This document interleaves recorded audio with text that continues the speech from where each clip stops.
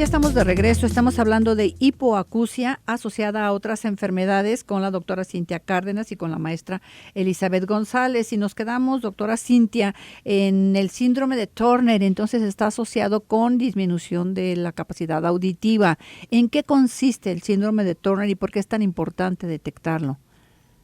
Pues es una anomalía, solo se presentan mujeres porque es la ausencia de uno de los cromosomas, el X.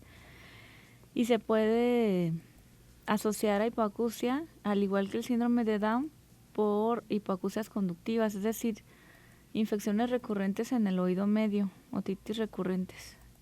De las sindrómicas cromosómicas, de las hipoacusias cromosómicas, el más común es el Down.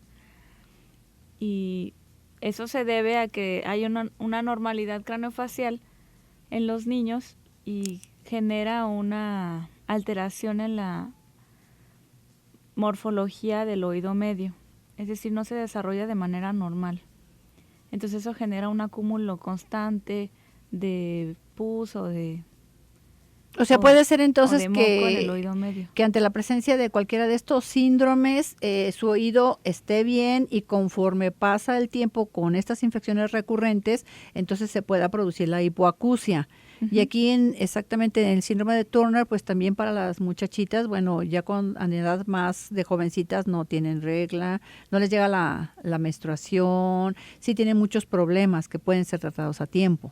Sí, y la baja estatura. La baja estatura también, y qué es lo que les preocupa a las jovencitas. Yo tuve un caso en la secundaria y lo que le preocupaba a ella es que estaba chiquita y decía, es que yo quiero crecer, y bueno, sí tiene sus limitaciones.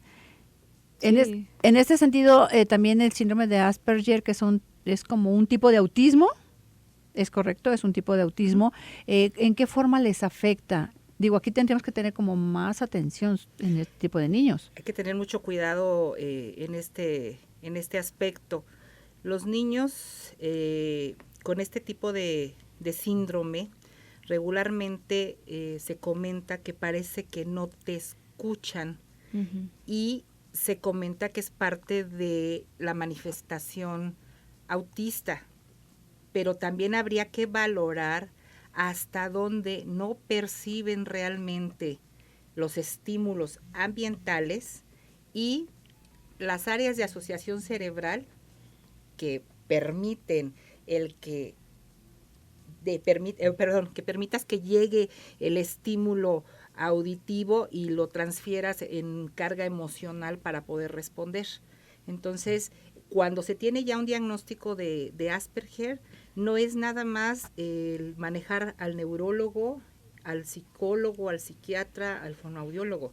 Hay que considerar también a otra parte del equipo multidisciplinario, y en este caso es el audiólogo. Saber si nos está escuchando y podemos llevarlo a una fase verbal completa, o si no nos está escuchando bien y por eso su comunicación se hace más compleja todavía. Bien, ¿qué otro tipo de enfermedades que no tengan que ver con algún síndrome en especial, Cintia, podrían ocasionarnos hipoacusia y por lo tanto algún problema en el habla? Las enfermedades renales son unas que son muy comunes, tanto sindrómicas como no sindrómicas. Sí, todas las malformaciones o degeneraciones que vayan a derivar una patología crónica del riñón pueden generarnos una hipoacusia progresiva, irreversible. Pero sí. Esto podría ocurrir, perdón, Cintia, en cualquier etapa de la vida. Exacto. O sea, puede desde ser el nacimiento o hasta la edad adulta. Digo, porque hay niños que de pronto debutan con una insuficiencia renal, así como de, ay, ¿qué le pasó? Bueno, estaba muy bien y entonces van y se examinan y resulta que uno de sus riñones ya no sirve, y entonces esto está muy asociado, la asociación es muy fuerte con la hipoacusia cuando sucede esto. Sí. ¿Cómo qué tan frecuente, Cintia?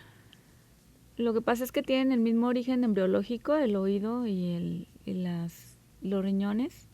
Entonces, si hay una degeneración, si hay una malformación de los riñones, que es un órgano vital, obviamente va a haber un deterioro también del oído, que no es un órgano vital, ¿no?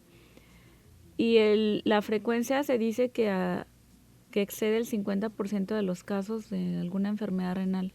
O sea que siempre es importante. Sí, de hecho tenemos muchos pacientes que están en diálisis o hemodiálisis y su mismo estado de inmunidad les genera que los procedimientos que llevan o los medicamentos les aumente más la pérdida y quedan con anacusia total, hipoacusia profunda. E incluso son casos a veces muy tristes porque ni con auxiliares auditivos pueden ser ayudados a una percepción auditiva normal. Y en este caso, Elizabeth, ¿qué pasa con un niño que ya aprendió a hablar, ya hablaba perfectamente bien, empieza a cursar con alguna enfermedad renal, empieza a tener hipoacusia, como nos comenta la doctora Cintia? ¿Se modifica la manera como habla ante la pérdida del oído? Sí, automáticamente se modifica la voz, los niños empiezan a nasalizar para tratar de percibir a través de la vibración, como comentaba hace rato, empiezan a nasalizar, empiezan a hablar así, para que las cabinas de resonancia les permitan a través del hueso escucharse. Y entonces se vuelve una voz nasal, una voz gangosa, y obviamente se empiezan a degenerar sonidos, como en el caso del fonema K, que es palatal, ¿sí? Y que depende del movimiento del esfínter velofaríngeo, que conocemos como la campanilla. Ese es uno de los primeros sonidos que se empieza a deteriorar, G, J, ¿sí? Y la combinación de esas ¿Cómo sílabas. la pronuncian? En lugar de decirte Coca-Cola, dicen oa. Como que se la comieron porque no Sí, le escuchan. No le escuchan, y debería ser un golpe, porque es un sonido oclusivo que y golpea. Fuerte. Entonces deberían poder decir Coca-Cola, pero el mismo deterioro hace que dejen de utilizar el velo del paladar y dicen poito. La P también. ¿Cuánto sueño tienes? ¿Mucho o poquito? Poito. En el caso de la J y de la G. Le decimos, ¿qué es esto? Una aula. No dicen jaula. ¿Sí? Empieza a cambiar y nos puede llevar a otro problema. Claro, problemas de comunicación también. Comunicación, autoestima, pero el más fuerte de todos, lectoescritura. Empiezan a modificar la forma de escribir.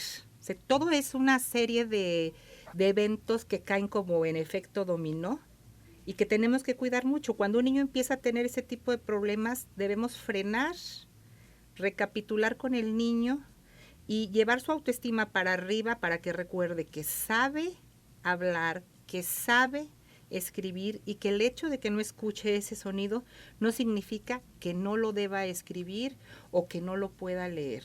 Puede hacerlo, pero afecta y en un grado mucho, muy importante. Claro, vamos a hacer una pausa comercial y retomamos este tema. La importancia también, Cintia, de el diagnóstico oportuno de estas enfermedades que podríamos evitar de alguna manera que esto avance, ¿verdad? Entonces, bueno, pues vamos a hacer una pausa comercial. Lo invitamos a que se comunique a través del WhatsApp 3318 80 76 41 o bien a nuestras líneas telefónicas 3122 4200, 3122 4266. No se vaya, regresamos a su zona saludable.